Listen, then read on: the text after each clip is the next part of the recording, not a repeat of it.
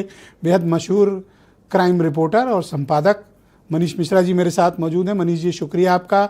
इस घटना के बारे में आप समाज, पुलिस, सिस्टम, पेरेंट्स को क्या बताना चाहते हैं और ये घटना आपके अब तक के करियर के लिए कितनी खूंखार लगी और इस घटना में आपने क्या खास बात देखी जिससे बड़ा सोसाइटी का बिहेवियर पैटर्न बदलते हुए आपने देखा?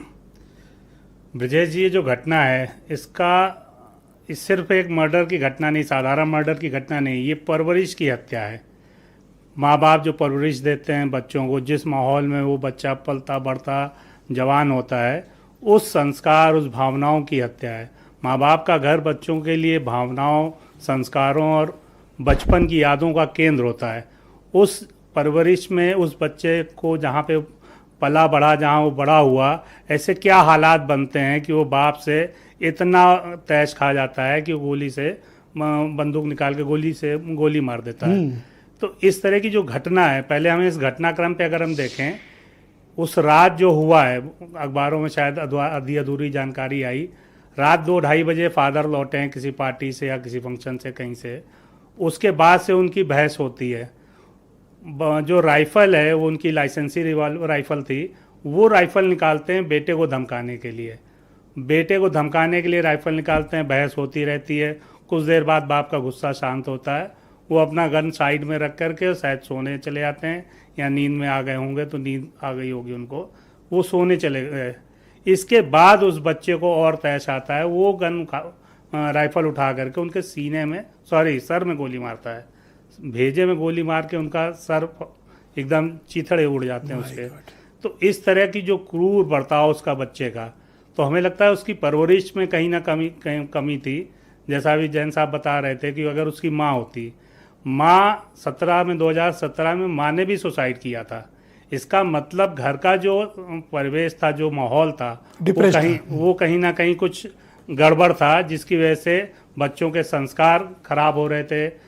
उस घर में इसकी छोटी बहन है, उसको उसने धमकाया या उसने प्यार से समझाया कि आप जो है, माँ रही नहीं, बाप रहा नहीं, मैं ही हूँ, अगर मैं भी जेल चला गया तो तुम्हें कौन संभालेगा। कोई नहीं, मैंने पढ़ा कि उसमें 4 दिन तक उसको डरा के रखा, कि डरा के नहीं हो तो उसकी तो मजबूरी भी रही होगी। इसमें एक और फैक्ट्स है। एक तो ये जिस मकान में रह रहे हैं, वो 3 मंजिल का मकान है। पहली मंजिल पे, सेकेंड फ्लोर पे शायद वो उनके भाई रहते हैं, 3rd फ्लोर पे इनका परिवार रहता था, मानवेंद्र का। ये घटना हुई है 3rd फ्लोर पे। 2nd फ्लोर पे उनके जो चाचा हैं, इनके मानवेंद्र के भाई की फैमिली रह रही है। भाई शायद नहीं थे, लेकिन उनकी फैमिली घर में मौजूद थी। गोली चलने की आवाज़ क्या उन्होंने भी नहीं सुनी? क्या वो भी इस घटनाक्रम में शामिल हैं? वो भी क्या इस घटनाक्रम को छुपा रहे थे?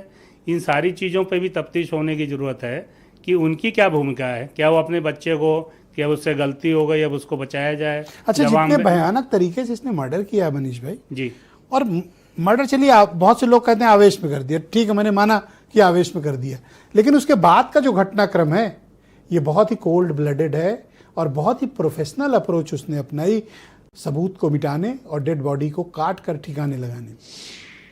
इसमें ब्रजेश भाई जो एक तरीका है, ये वाकई नेटफ्लिक्स जैसे जो हमारे पास वेब सीरीज जो उस पर आ रही हैं, अभी एक फिल्म आई है वध। उसमें बाप ने एक मर्डर किया है, वो भी बड़ा ब्रूटली मर्डर है, ऐसे ही डिस्पोज ऑफ किया गया है। वो पूरी फिल्म में आप देखिएगा तो दिखाई देगा।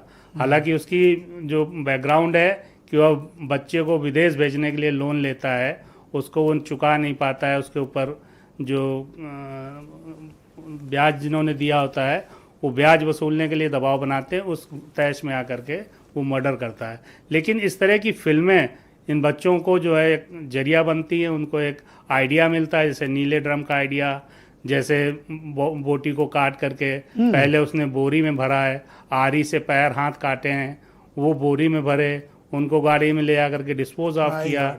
बचे हुए पार्ट को उसने ड्रम में भरा कि धीमे धीमे डिस्पोज ऑफ करेंगे। तो ये जो सारे तो बहुत ही क्रूएलिटी है उस बच्चे के भीतर, मतलब एक प्रोफेशनल क्रिमिनल जैसे होता है ना। बिल्कुल, ये मैं इसीलिए कह रहा हूँ ना, इसको खून देख कर डर नहीं, बॉडी पार्ट्स कटते डर नहीं। संस्कार की जो बात मैं कह रहा हूँ ना, बार बार आप बच्चों को संस्कार दीजिए। अगर आप बचपन से बच्चों को संस्कार देंगे, अच्छे नैतिक पाठ पढ़ाएंगे, दादा दादी के पास उनको रख करके उनको परवरिश देंगे, तो बच्चों को फिर खुले आसमान में छोड़ दिए जिन पेड़ों की जड़ें मजबूत होती हैं वो पेड़ हमेशा हरे भरे रहेंगे।